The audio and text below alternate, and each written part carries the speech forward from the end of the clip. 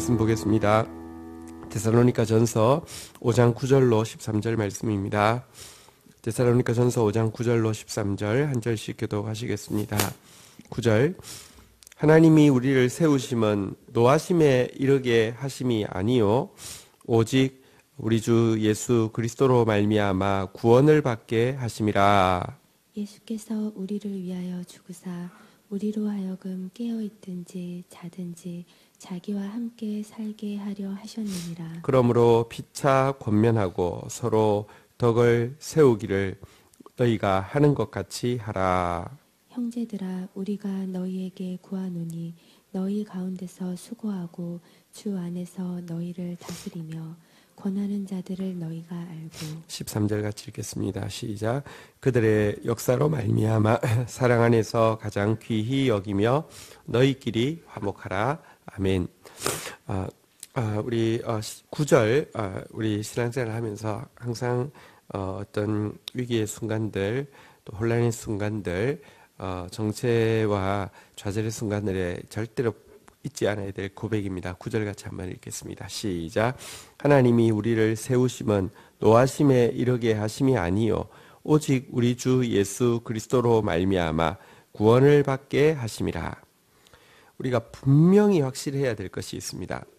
하나님이 우리를 선택하신 것, 이 선택에는 구원도 있고요. 또 이 선택에는 사명도 있겠죠.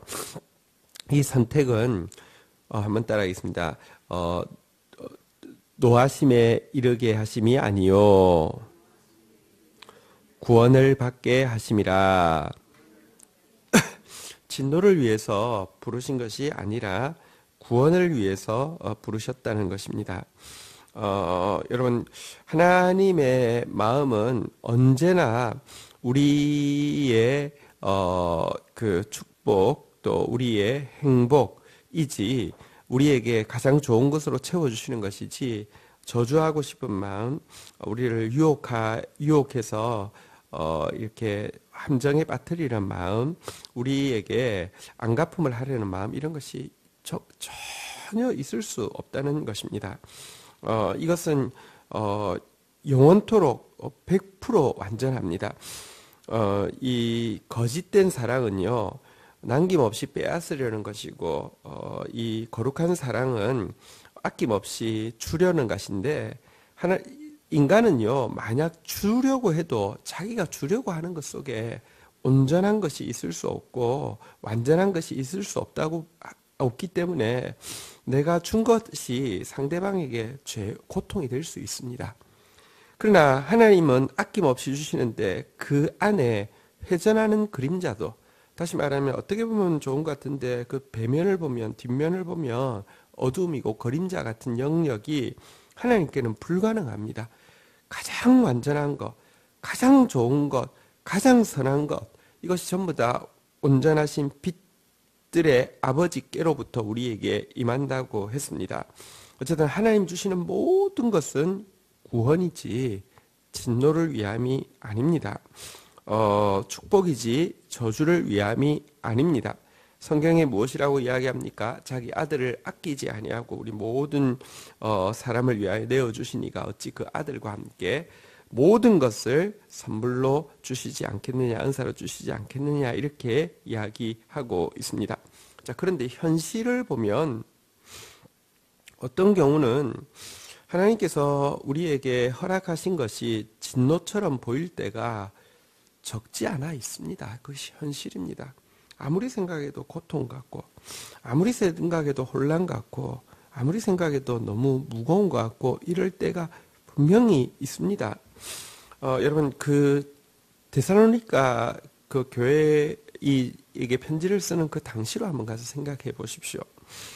그들에게 바울이 오지 않았다고 하면 복음을 받지 않았을 것입니다.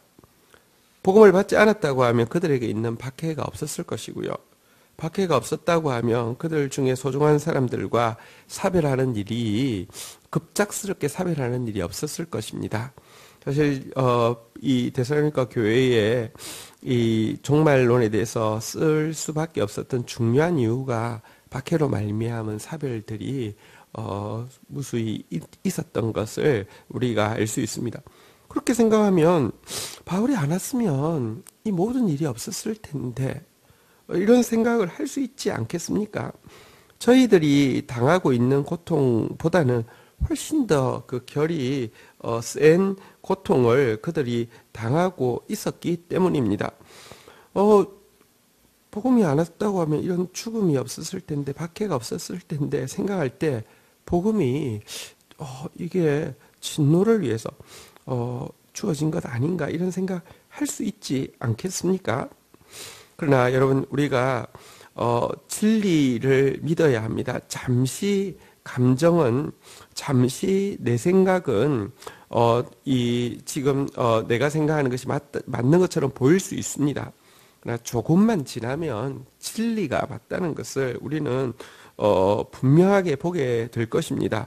진리는 영원토록 변하지 않는 것입니다. 진리는 무엇이냐? 하나님이 우리를 세우신 것은요, 노하심에 이르게 하는 것이 아니라 구원을 받게 하려는 것밖에 없습니다. 조금 5장 후반부에 가면 이런 말씀도 있습니다. 제가 읽어드리겠습니다. 평강의 하나님이 친히 너희를 온전히 거룩하게 하시고 또 너희의 온 영과 혼과 몸이 우리 주 예수 그리스도께서 강림하실 때에 흠없게 보존되기를 원하노라. 너희를 부르시는 이는 미쁘시니 그가 또한 이루시리라. 주님은요, 우리가 영과 혼과 몸이 온전히 거룩해지고 온전히 보존되어지기를 원하시는 것이 우리를 향한 모든 계획들, 모든 소명들, 모든 행동들의 근원입니다. 그리고 마음만 그러하신 것이 아니라 우리를 부르신 이는 미쁘시니 그가 또한 이루시리라. 반드시 그렇게 하시는 분이십니다. 오늘도 우리 눈에 보이는 것과 상관없이 주님이 우리를 세우신 것이 우리의 행복을 위함임을, 우리의 사람의 가장 우선되는 목표가 사실은 하나님 영화롭게 하는 것인데, 하나님 영화롭게 하는 것이 사실은 우리를 가장 행복하게 하는 길인 줄 아시기에 하나님께서 요구하시는 것이었습니다. 이 사실을 잊지 않는 하루가 되기를 주의 이름으로 축원드립니다. 자, 10절 같이 한번 읽도록 하겠습니다. 읽겠습니다. 시작. 예수께서 우리를 위하여 죽으사 우리로 하여금 깨어 있든지 자든지 자기와 함께 살게 하려 하셨느니라. 자, 그러나 조금 전에 설명드린 대로 그런 데살로니가 성도들이 겪고 있는 실제, 다시 말하면 사랑하는 사람들이 순교를 당하고 이런 일들이 있을 때 그건 그러면 어떻게 해석해야 되느냐? 여기 보면 예수께서 우리를 위하여 죽으사. 여러분, 사실 우리의 죄는 우리가 생각하는 것보다 훨씬 큽니다. 우리의 죄는요, 그냥 예를 들어 대통령만 되셔도 예를 들면 무슨 절기가 있을 때 그 명절이 있을 때 대사면을 내려주죠. 그리고 뭐 그 사면에 보면 어떤 경우는 꽤 형량이 높은 사람도 모범수가 되어서 이렇게 풀려나기도 합니다. 하나님이신데 예수님이 그냥 그래 너희들 없었던 것으로 해줄게 이렇게 당신이 말씀으로 선포해도 되지 않겠습니까? 왜 죽으셔야 했습니까? 여러분, 우리의 죄는요, 창조주의 죽음 외에는 해결할 방법이 없는 전적인 타락입니다. 이것은 그냥 말씀으로 되는 부분이 아닙니다. 어쨌든 예수님은요, 우리를 얼마나 사랑하시는지, 하나님은요, 우리를 향한 당신의 뜻이 구원밖에 없음을 당신의 아들의 죽음을 통하여서 분명히 증언하셨는데요. 이 예수 그리스도의 죽으심은요, 죽으심으로 끝나지 않고 부활로 열매 맺었고요. 부활로 끝나지 않고 우리 안에 들어오시는 것으로 지금도 영원히 함께 계시는데요. 그래서 우리로 하여금 한번 따라하겠습니다. 깨어 있든지 자든지 자기와 함께 살게 하셨느니라. 자, 여기 깨어있든지 자든지는요, 사실은 은유적인 표현이죠. 사실 살아있든지 죽든지 이런 이야기입니다. 왜냐하면 앞에 지금 한 자들에 대하여 너희가 알지 못하기를 원치 않느니 이렇게 하면서 지금 시작된 내용 가운데 있습니다. 사실 순교 당하는 지체들이 있었습니다. 그러나 사실 살든지 죽든지 상관없이 예수 그리스도와 함께 할 수 있는 최고의 행복을 이미 우리는 받고 있는 사람이며 이 행복을 영원토록 빼앗기지 않게 하기 위해서 부름받은 사람이다라는 것을 이야기하고 있습니다. 여러분, 분명히 순교를 당하는 이 고통스러운 상황들이 있습니다. 당하는 사람도 무시무시한 고문 가운데 당했고요. 남아있는 사람도 무시무시한 그 상처 가운데, 그 아픔 가운데 버텨내야 했습니다. 그러나 분명한 것은 그들은 살아있을 순간뿐 아니라 순교자들은 누구도 의지가 강해서 순교한 것이 아닙니다. 죽는 순간도 그들과 함께 계시는 예수 그리스도와 함께하는 행복을 분명히 느꼈기 때문에 감당할 수 있었고, 이것이 영원한 행복일 뿐만 아니라 이 죄가 있는 이 세상에서는 이런 과정이 필요하겠지만 죄가 없어진 세상에서는 더 이상 이런 과정도 없는 완전한 하나님과 함께하는 행복이 있는 것에 대해서 이야기를 하고 있습니다. 여러분, 오늘도 우리의 죄를 대신하여서 죽으신 주님이 자든지 깨든지 우리가 침체 가운데 있든지 또 우리가 뭔가 의욕 가운데 있든지 상관없이, 건강하든지 병들든지 상관없이, 젊든지 늙었든지 상관없이, 깨어 있든지 자든지 상관없이, 살든지 죽든지 상관없이 우리와 항상 함께 살기를 원하십니다. 그분과 함께 사는 행복을 오늘도 누림으로 말미암아 구원은 어떤 문제로부터 벗어나는 것이 아니라 주님이 항상 함께 있는 상태가 구원입니다. 행복도 어떤 내가 원하는 것을 얻게 되는 상태가 아니라 그분을 가지게 되는 상태, 내가 그 안에, 그가 내 안에 있는 그분과 연합된 상태가 행복입니다. 이것을 빼앗기지 않는 저와 여러분 되시기를 축복합니다. 그러므로 11절 같이 한번 읽도록 하겠습니다. 시작. 그러므로 피차 권면하고 서로 덕을 세우기를 너희가 하는 것 같이 하라. 그래서 이 진리를 알므로 말미암아 서로 계속 서로 격려하고 서로에게 덕이 되는 말을 해서 서로의 믿음을 세워줄 수 있는 관계가 되라, 이렇게 이야기를 하고 있습니다.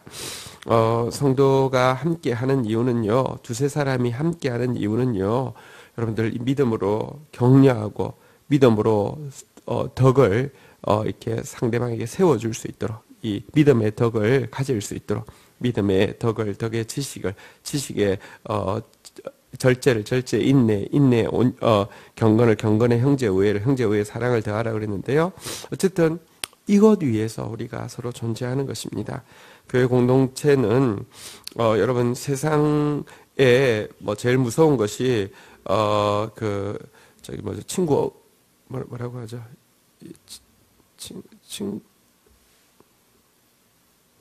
친구의 엄마, 그런 거 뭐라고 하죠? 제가 영어 잘 안, 있잖아요. 이렇게, 누구 옆 사람, 예를 들면 자녀가 있으면 그 사람 엄마 이야기를 듣다 보면 또다시 막 스트레스 받아서 막 쪼고요. 또 이렇게 그런 거 있잖아요. 그죠? 세상은요, 서로 이야기를 듣다 보면 서로 불안을 막 자극하고요.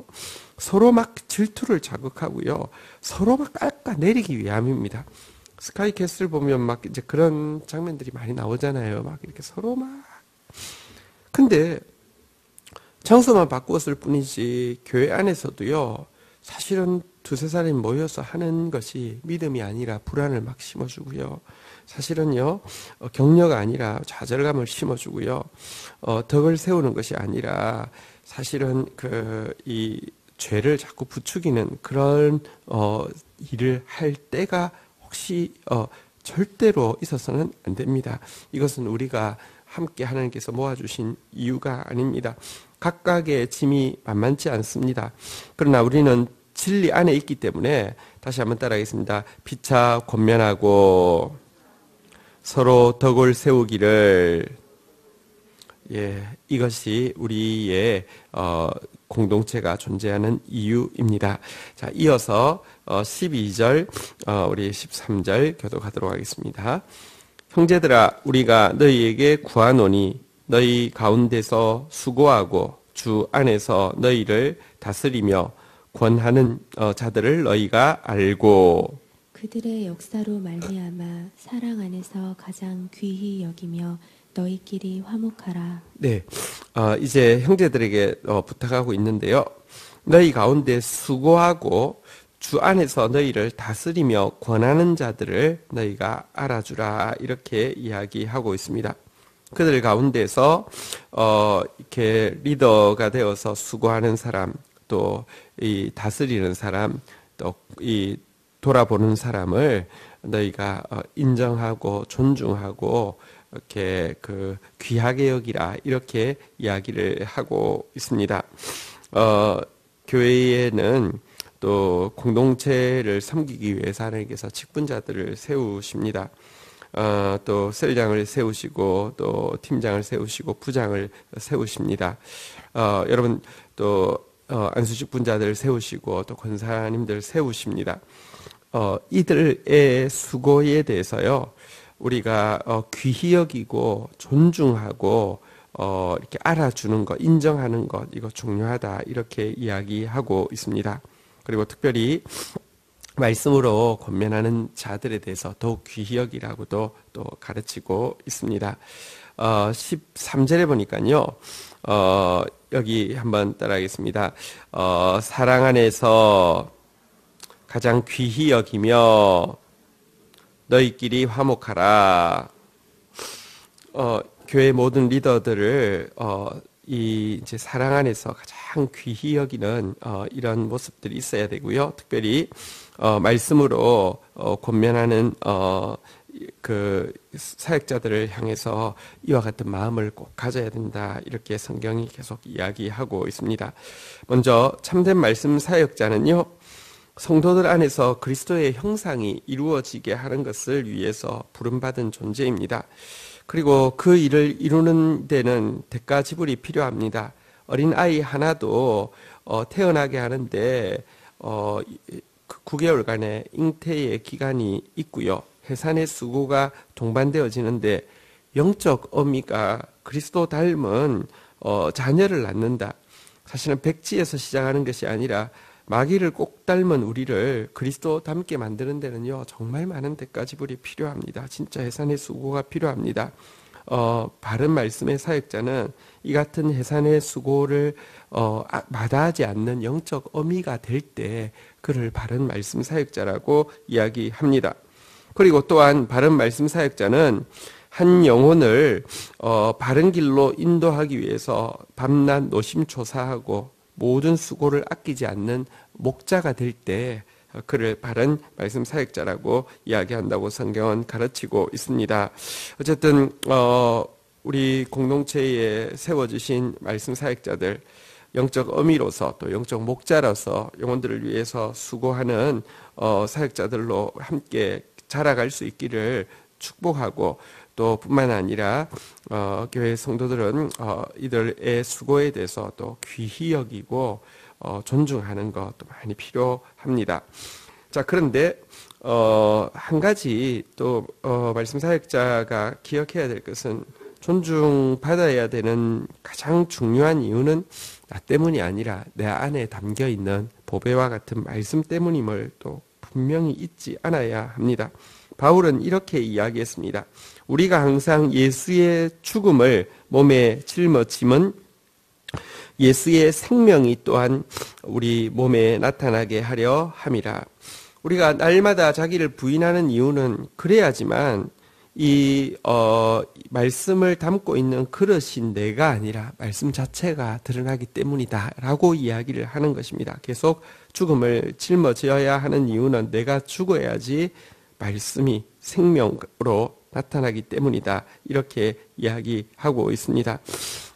더 자기 부인을 위하여서 하나님 앞에 몸부림치고 또 이 죄와 싸우기 위해서 몸부림치는 또 우리 말씀 사역자들이 되어야 되겠습니다. 말씀을 전한 후에 도리어 내가 버림이 될까 두렵다. 이것이 바울이 무슨 무슨 큰 죄인이거나 아주 이중적이어서가 아닙니다. 말씀이 너무 귀하고 말씀에 수종드는 자신이 너무 말씀에 비해서 천한 것을 알기 때문이고요. 우리에게 주어진 사명이 너무 귀하고 주님께서 영원토록 사랑하시는 영혼들을 섬긴다는 것이 얼마나 귀한 일입니까? 그런데 거기에 비해서 우리 자신은 너무 연약한 것을 알기 때문에 하나님 앞에서 끝없이 자기 부인을 통해서 예수의 생명이 드러나기를 원했고, 말씀 전한 후에 자기가 버림이 되지 않기를 정말 돌아보는 삶을 평생을 살았던 것을 알 수 있습니다. 그런 또 사역자 되기를 바라고요. 또 우리 성도들은 정말 귀히 여기고 또 진짜 귀히 여기는 것의 중요한 표출이 무엇이라고 이야기합니까? 한번 따라하겠습니다. 너희끼리 화목하라. 바른 말씀 사역자는 바른 영적 어미와 같습니다. 바른 부모는 바른 부모의 교훈이 만약에 이렇다고 하면 이건 얼마나 이상하겠습니까? 야, 너희들은 나만 사랑해. 너희들 그러면서 자녀들을 전부 다 라이벌로 만들어 놓는다고 하면 이거는 어떻게 그런 이상한 부모가 있겠습니까? 근데 실제 많은 경우요. 자기에게만 집중하고 말씀 사역자가 자기에게만 집중하게 하고 서로를 성도들을 전부 다 편을 나누어서 라이벌로 막 만들어 놔서 시기하고 질투하고 이렇게 만들고 자기에게만 집중하게 하고요. 심지어 하나님도 보지 못하게 하고 자기에게만 집중하게 하는 악한 이 영적 무당과 같은 짓을 하는 사람들 많이 있습니다. 진짜 말씀을 귀히 여기며 또 말씀의 통로인 사역자를 귀히 여기면 그 열매가 무엇이냐고 하면 서로 사랑하는 것으로 나타나는 것이 이 건강한 말씀 사역자와의 관계였음을, 또 말씀 사역자가 바르게 말씀을 전한 것임을 알게 됩니다. 예수님도 그렇게 하셨지 않습니까? 내가 새 계명을 너희에게 주노니 너희들끼리 서로 사랑해라. 내가 너희를 사랑한 것처럼 너희들끼리 서로 사랑해라. 그래야지 모든 사람이 너희가 내 제자인 줄 알리라. 너희들이 나만 사랑해. 너희들은 서로 보지도 말고 나만 사랑해. 그래야지 너희가 내 제자야. 이렇게 이야기하지 않았습니다. 서로 사랑하라고 이야기하셨습니다. 이것이 복음의 열매입니다. 우리 더 서로 화목하게 지내고요. 또 서로 또 알아주고 또 귀히 여기고 그런 저와 여러분들 되시기를 주의 이름으로 축복합니다. 주신 말씀 붙잡고 우리 주님 앞에 나아가 기도하는 시간 가지도록 하겠습니다. 같이 기도하시겠습니다. 하나님 감사합니다. 이 아침에도 저희들에게 주님의 모든 작정하심과 주님의 모든 일하심이 구원을 위함임을 분명히 알려주셔서 감사합니다. 하나님, 이미 저희들에게 자든지 깨든지 살든지 죽든지 먹든지 마시든지 주님과 함께 할 수밖에 없는 행복을 허락하여 주셨음을 또 알게 해주셨습니다. 감사합니다. 오늘도 그 사랑 가운데 있는 자로서 하나님 믿음으로 서로 격려하고 덕을 세우게 하여 주시고 또 우리에게 주의 몸을 허락하여 주셨습니다. 몸에 수고하는 지체들 귀히 여기며 존중하며 사랑하게 하여 주시고 또 우리끼리 서로 화목한 서로 사랑하는 아름다운 공동체 만들어갈 수 있도록 축복하여 주시옵소서. 감사합니다. 예수 그리스도의 이름으로 기도 올립니다. 아멘.